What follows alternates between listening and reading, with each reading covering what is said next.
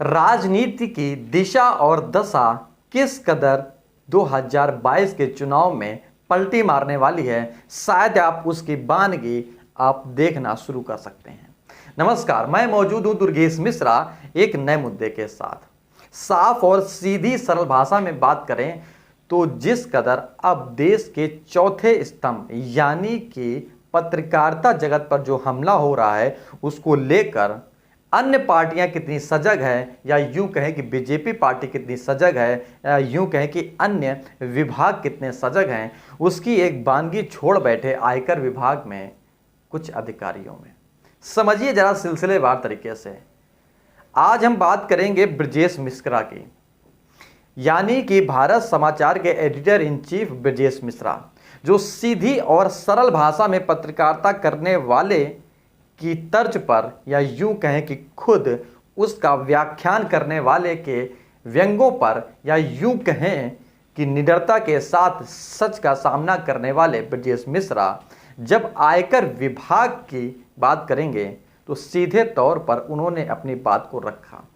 उन्होंने बताया कि आप कुछ भी करिए, लेकिन भारत समाचार के छापे से, या आप यूं बताएं कि भारत समाचार के दफ्तर से, या यूं बताएं कि ब्रजेश मिश्रा के घर से आप कुछ भी नहीं पा सकते।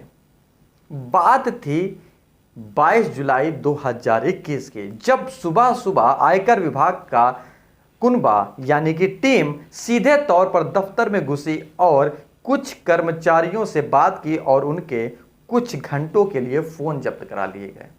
जिसके बाद में हालांकि फोन को कुछ घंटों बाद दे दिया गया, लेकिन कई घंटे बीतने के बाद यूं कहें कि 35 से 45 घंटे तक छापेमारी की गई। यानी कि विभूति खंड में, उनके घर पर भी, लखनऊ में ही बने विभूति खंड के घर में ही और दफ्तर में ही और कई जिलों में भी छापेमारी भारत समाचार से जुड़े लोगों की गई। हालांकि वर्तमान की स्थिति के अनुसार उसमें कुछ भी ऐसा नहीं पाया गया, लेकिन जो लोगों की मानसिकता है, जो पत्रकारों का मानना है, वो सीधे और सरल भाषा में बताएं तो उनका यह मानना है कि चुनाव के पहले ऐसे लोगों पर छापेमारी की जा रही है जो सरकार की सच्चाई को दिखाते हैं, यानी कि निडरता के साथ में वो पक्ष को दिखाते हैं जिसको पत्रकारिता की जरूरत है, जिसको पत्रकारिता के माध्यम से सरकार तक बात पहुंचाने का हक दिया गया है, या यूं कहें कि सच दिखाने का एक मौका दिया गया था। हालांकि अगर बात करें इस भारत समाचार की, या यूं बात करें कि दैनिक भास्कर की, तो भोपाल और मध्य प्रदेश में भी जो छापेमारी की गई उसको लेकर पत्रकारों में रोष दिखाई दिया। इतना ही नहीं कहेंगे, बल्कि देश के बड़े राजनेताओं का भी आक्रोश दिखाई दिया। आपको बताएंगे कि राजभर ने क्या कहा और यानी कि अरविंद केजरीवाल ने क्या कहा, इसको भी हम बताएंगे। समझिए जरा सिलसिलेवार तरीके से। अरविंद केजरीवाल बता रहे हैं, जो उन्होंने ट्वीट किया है उसमें साफ बोला है कि दैनिक भास्कर और भारत समाचार पर आयकर छापे मीडिया को डराने का प्रयास है। उनका संदेश साफ है, जो भाजपा सरकार के खिलाफ बोलेगा उसे बख्शेंगे नहीं।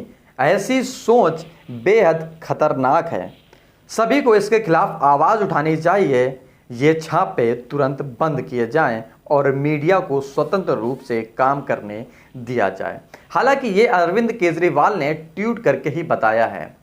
इसको पढ़ने के बाद जो अलग अलग प्रतिक्रियाएं आई उसको हम बाद में बताएंगे, लेकिन उसके पहले समझिए कि राजभर ने क्या लिखा। यूपी के पूर्व मंत्री और सुहेल देव भारतीय समाज पार्टी के अध्यक्ष ओम प्रकाश राजभर ने कार्यवाही को गलत बताते हुए लिख दिया है, दैनिक भास्कर के बाद भारत समाचार के editor in chief Brajesh Mishra ji व स्टेट हेड वीरेंद्र सिंह के घर पर छापा। आप तक भारतीय झूठ पार्टी की सच्चाई पहुंचाने की सजा मिल रही है। ब्रजेश मिश्रा जी बेबाक, निर्भीक, निडर, साहसी पत्रकार हैं जो भाजपा सरकार को हमेशा आईना दिखाते हैं। हालांकि जो इन्होंने बात लिखी ये वास्तविकता कहीं ना कहीं पूरी तरीके से सच है। जिन मुद्दों को लेकर ब्रजेश मिश्रा आते हैं, हालांकि कई ऐसे अन्य चैनल हैं जो नहीं दिखाते हैं, वो सिर्फ सीधे तौर पर सत्ताधारी पार्टी की ही खामियां ना कह करके उनकी खूबियों को ही दिखाते हैं। लेकिन कुछ ऐसे चैनल्स हैं, कुछ ऐसे प्लेटफॉर्म हैं जो सीधे तौर पर सच्चाई को दिखाते हैं, उनकी बात को दिखाते हैं, गरीबों की आवाज को उठाते हैं और ऐसी ऐसी तस्वीरों को सामने लाते हैं जिसको देखने के बाद शायद सत्ता पर बैठी सरकार के पांव तक हिल सकते हैं। शायद लोगों का यह भी मानना है कि जिस कदर छापेमारी की जा रही है चुनाव से पहले, वो कहीं ना कहीं पत्रकारिता को डराने का एक एहसास है, या यूं कहें कि ऐसे संस्थानों को दबाने का एक वानगी है।